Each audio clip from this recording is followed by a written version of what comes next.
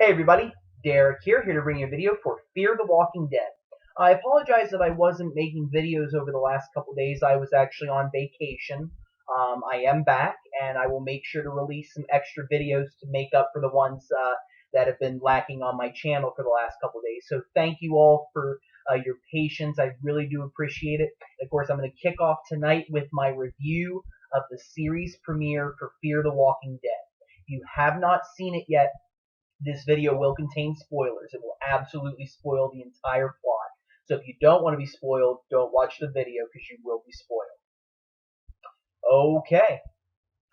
Well, my overall impressions, I honestly thought it was good. I think that when you go into, a compendium series for The Walking Dead, maybe you had certain expectations, maybe you were looking at things differently. I guess I was maybe thinking that it was going to move a little bit quicker, but I don't think that that was a bad thing. I really think that they did a great job of setting up a lot of the overarching problems that these family members are dealing with right now. We've really gotten a big glimpse into Madison, Travis, Alicia, and Nick. And we kind of got a little side view of Liza and Chris. Not too much into them, but I'm sure that we're going to get to them later. I thought the acting was very, very good, especially from Frank Delane. I think that his performance was absolutely extraordinary. Really, he adopted this role very well. Really convinced us, this teetering back and forth between, trying to, keep reality together, fight off his drug addiction, and just panicking. I mean, he definitely went through a very terrible ordeal in this episode. But I think the characters are very interesting. I think they're really doing a good job of, building up this, big, huge commotion that's going to happen in the next couple episodes when the S really hits the fan. I think it was overall very, very good. I really did like the way that they put everything together, and I think that it really set up for some very good stories later on. So I think that it's gonna be great. I think that they are gonna take a little bit of time to really set things up, but I was pretty much very impressed overall by this first episode.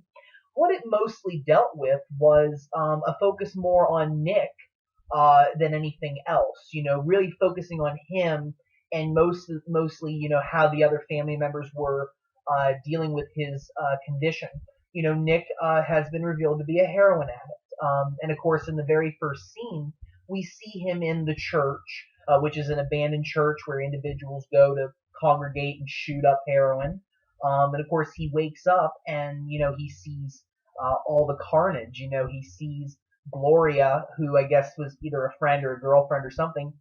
She ended up dying at some point. Maybe she OD'd, unfortunately, and she ends up eating the other individuals that were there, which completely freaks Nick out. We saw in the trailer, how he ran out of the church, out into traffic, and he gets hit by a vehicle, therefore him ending up in the hospital. And of course, his family shows up, and really, Nick is really struggling to, realize, is he insane or is he, actually seeing these things for real? Unfortunately, some people do, hallucinate when they are on drugs, seeing some of the craziest things, I guess. And Nick is no exception. And he really, throughout the episode, is really, struggling to figure out, did he see this for real or was he just hallucinating? And he worries about insanity, whether he is going insane. And what was really interesting was a note that Madison pointed out that, they used to send Nick away. And I don't know if they sent him to some kind of psychiatric care or what it was. I don't know if he has a history of mental illness, but it does seem that he's been a problem child for a while. That this is not something that just peaked in his adult years. So, he ends up eventually escaping from the hospital because they did have him restrained because, he was unfortunately addicted to drugs. He was very unpredictable, could have acted out. And of course, they were going to have him see a shrink, but of course, he ended up leaving beforehand. And, he really wants to get to the bottom of this point. Did he actually see what he saw, or was it just the drugs? So he goes to an individual named Cal, who we assume to be his drug dealer. And, Cal is basically trying to talk him through. And I guess that Cal, like on the outside, you would think that Cal is a very nice young man, upstanding citizen who, helps out his parents, or perhaps has even, like amended his life. Like Travis and Madison go to see him at one point while they're searching for Nick, and you see that he seemed to be a very nice young man, and maybe they thought that he was free of the drugs, but of course he's selling it, and of course Cal is very concerned that Nick told people that he was a drug dealer, which of course would be a very bad thing. So Cal actually takes Nick out into like this tunnel area. It was a very poor area, intending to kill him. He had a gun. He was getting ready to kill him, and Nick notices, and of course they fight, and Nick ends up shooting Cal, and Cal dies, and it's like whoa, So now he's really just of course freaked out because I'm assuming that Nick has never killed a person before, and it was something that definitely was very shocking to him. Shooting Cal in the chest, and ending up fleeing the scene. Of course, he thinks he's a murderer, which I mean he is. I mean, technically, I would consider that self-defense, but he's put himself in a very terrible position, and definitely it's a terrible thing to kill people. I don't think we really want to do that, even in the most extreme circumstances. You would prefer that things like that would only happen if they were absolutely necessary, and every situation is different, but it's still not a good feeling to have. I don't think it would be very good at all to kill somebody. Very unfortunate. And of course, Nick is feeling those negative effects. And eventually, Madison and Travis do meet up with him. And I'll get to that point. I'm going to go back a little bit to kind of talk about the other family members because, we saw a glimpse of them in their own world. And then, of course, again, mostly dealing with, it was really Nick was more the center of the story, and the other ones we were really getting like a build up for. Now, of course, his mother is Madison, and she is a guidance counselor at the school. And she definitely has a very interesting way of going about her job. Almost in a sense, maybe a little unconventional. Because this one young man, the one with the acne in the trailer that you see, his name is Tobias, and he seems to have a couple of social problems. He seems to be a little paranoid at times, and of course he comes into the school with a knife, and Madison doesn't turn him in. And she really gets a glimpse at him, him panicking about the way the world is going. People are getting sick. The government's not telling them things, and he's really, freaked out. And Madison's able to calm him down, and doesn't, turn him in to the school to have him expelled for bringing a knife in. And I think she definitely is able to, analyze situations. I think she really has that ability to see what needs to be done at what time.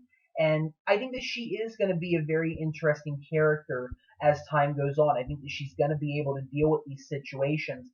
However, we can tell that, the Nick situation does have a toll on her, as well as just trying to keep the family together. I think that it's very hard for her, to bring Travis into the fold and to deal with Nick, being addicted to drugs, going out, all over the place, not knowing whether he's alive, not knowing whether he's going to show up dead in a morgue one of these days of an overdose.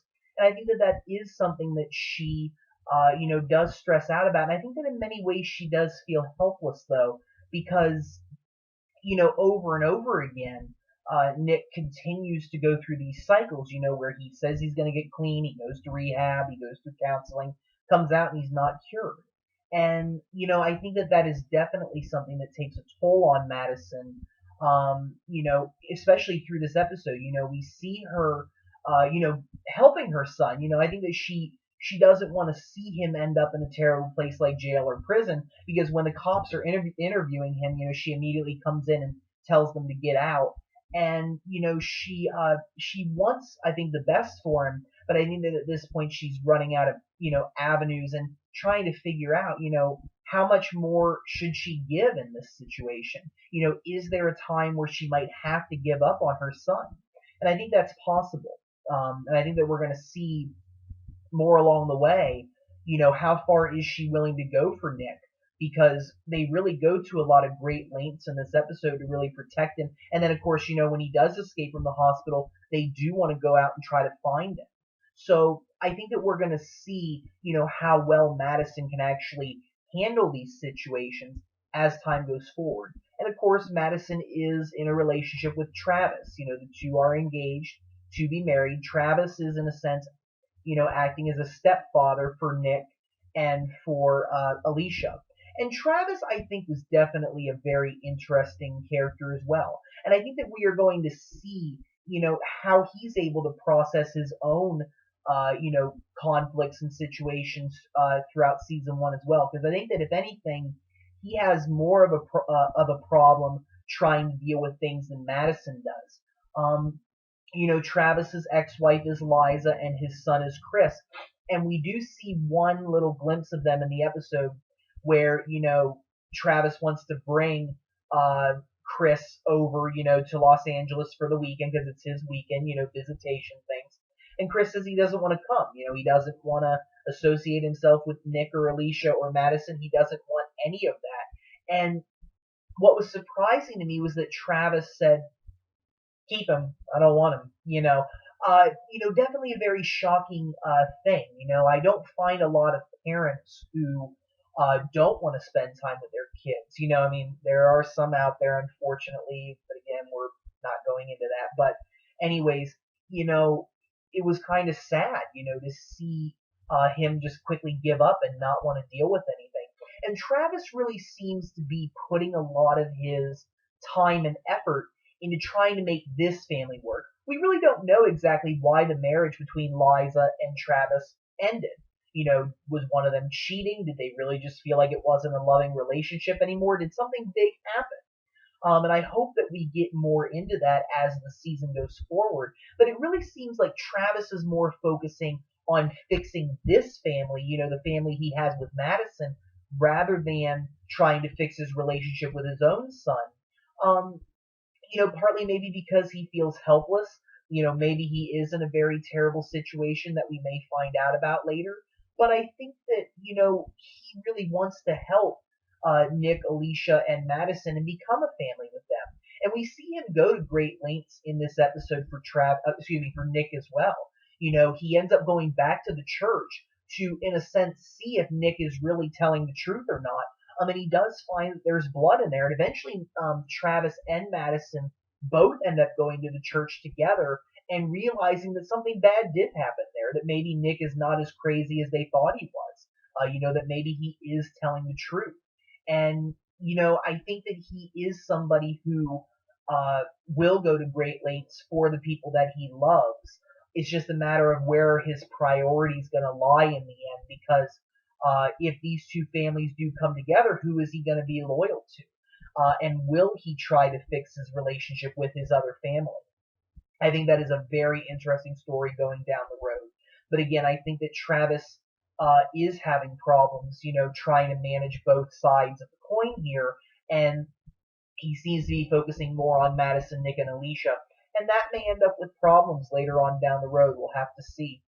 And of course, the last character that we were really introduced to in this episode was Alicia. Alicia is the daughter of Madison. And, I think that she's very, very interesting. I think that there's a lot more to her that I really want to find out. But one of the ways that she was described, in a sense, was, she was the kind of person that had a plan for her life. That she wanted things to go in a certain particular order. And, I think that she's really just ready to get on with her life. She wants to get out of that area, get away from her maybe, terrible, uncomfortable situation at home with Travis moving in, and, get out into the world and go to Berkeley. I think that's where she was accepted. And she really seems to, want to stick to those goals and, just be like any teenager, I guess. There are a lot of teenagers that want to, leave the house and, get on with their lives. How many times we hear that, I'm tired of you bossing me around. That's the way that teenagers get after a while. And I think that Alicia really is, in a sense, the typical teenager, but she's very intelligent. We can definitely see that. And, I will be interesting to see how things, as they develop, what'll end up happening with her. Is it going to destroy her, or is she going to adapt to this new situation and become even stronger than she already is? Because, somebody who has a very specific plan and it gets blown to pieces, sometimes that can destroy a person's, you know, um, self-esteem, things like that. And of course, she does have a boyfriend. I think his name was Mark or Max, something like that. But he was in the episode, and the two seem to, be together. We don't really know too much about their relationship, but they do seem to have a connection with each other. But then, of course, midway through the episode, she was going to go meet with him, and he never shows up. She keeps on texting him throughout the episode, "Where you at? I'm leaving. Hey, what are you all right? What's going on?" And he doesn't respond. So, maybe something terrible has happened to him, and maybe we'll find out, in a later episode that maybe he has become a walker, or maybe he is just in a terrible situation right now that he couldn't get to her, and, maybe he might be fine. I guess we'll find out as things go on, but, I really want to get a little more information from Alicia because, again, I think that this show more focused on Nick in this episode than any other character. And I really am interested to see, how she's going to fit in with this situation. But the end of the episode was definitely very amazing because after Nick shoots Cal, they end up finding, he ends up finding Travis and Madison, and the two, go with him to the site. They don't see Cal there, but they see the gun, they see the car, and they're like, "Oh, what's going on here? Like, you crazy? You didn't kill Cal. Like, all right, let's go. Come on, we're going back to the hospital and get you taken care of here." And of course, as they're backing through the tunnel, here's Cal, as a walker coming at them. And of course, they get out of the vehicle to go see how he is. And of course, he's a walker. I mean, and the walkers were definitely very interesting in this episode. We didn't get to see a lot of them, but they really do look more human-like in this particular show, which may make them more dangerous. Because there were several instances where we thought, "Oh, this character is a walker," like the principal. As he was listening in on the teachers. We're thinking, "Oh, he's a walker." No, he's not.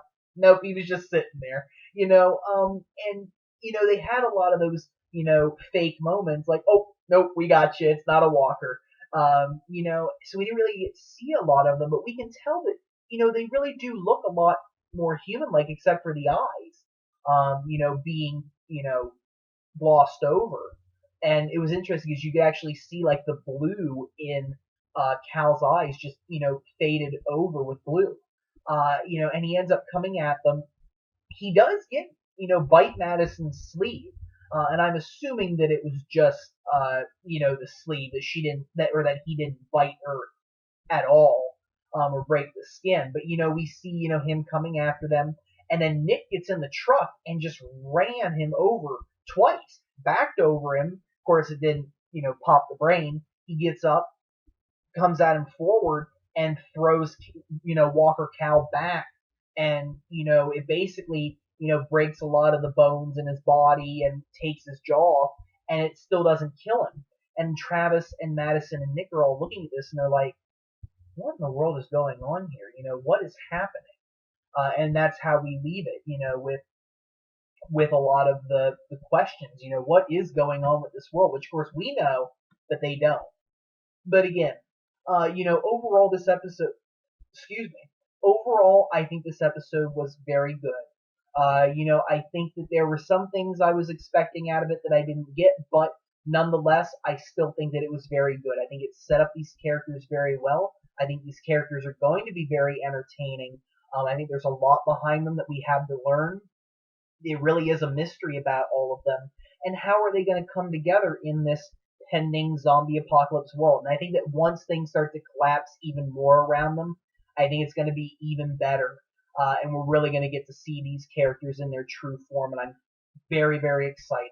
So overall, if I had to rank this episode, I think I'd give it a 7.5 out of 10. I really, really liked it. Again, I think it was a little slow, but nonetheless, I think that it really, in the end, will pay off as we see everything start to collapse a little bit more, because I think they really had to get a lot of this information out now, because we're not going to really have time to focus on it too much as walkers start to take over and the world starts to go to HE double hockey sticks. So I can't wait, and I'm really interested for next week. So with that, I'm going to bring this video to a close. I want to thank all of you for watching. If you guys have any questions or comments, don't be afraid to leave them. Feel free to subscribe. I do have more videos coming. And if there are any suggestions that you would like to see for future videos, don't be afraid to suggest them. I hope you guys have a wonderful evening. Thank you very much for watching.